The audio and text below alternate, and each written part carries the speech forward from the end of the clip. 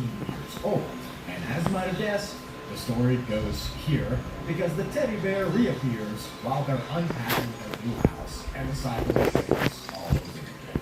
So that's pretty much the summary of the actual creepypasta. The bear itself is the stuffed white teddy bear with realistic green eyes and a ribbon around its neck. But of course, the state's trademark is how uncanny the images are and the fact that it stalks and tries to several different times in the creepypasta, Teddy tries to attack the narrator while he's sleeping, and sometimes he'll wake up and see it happen, sometimes he won't see it happen. As I said at the beginning of this intro, the creepypasta itself was written back in 2011 by the author Raid Dentis, and it was uploaded 14 years ago on January 14th. And this is just one of those classic stories. I remember reading it back in elementary school. It's not necessarily long, it's not necessarily perfectly written, or even really a unique story, but what Teddy does right is it harnesses that uncanny factor in its imagery. I mean, this bear picture is quite terrifying if you ask me, and the story itself plays pretty well around that. But the next creepypasta video that we've got next takes it a step further, and there might be some real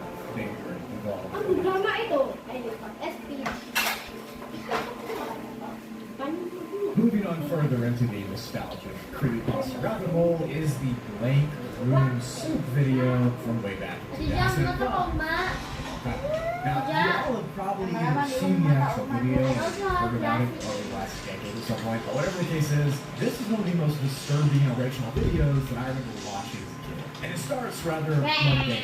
There's a guy sitting in a white room eating a bowl of noodle soup. And the way he's eating it is pretty odd and disturbing because he's using this massive ladle and kind of slurping it into his mouth. And while he's doing this, you can hear the man making these strange crying noises while he's slurping the noodles up. Like his tears are literally running down his face into the noodles and making a mess while scooping it. It's all very disturbing. But soon after the man is hurriedly eating these soup babies, a figure of some sorts, dressed in a mascot outfit, walks into the room. He's wearing a black shirt, he has this uncanny head on that looks very strange, and he moves around in a very disturbing way. He walks up to the crying man who's eating these noodles like he's never eaten before, and he starts petting his shoulder and his back in a way which I assume is supposed to be comforting, but of course under these circumstances, it's pretty odd. After this, another character dressed the same way comes in the room with that same weird face on, and begins to pet the man as well. While all this is happening, the man is eating the noodles and he's crying and whimpering, and the costume figures are being pretty silent besides a few giggle noises, I guess you could say. They sit on either side of the man, and the man's face is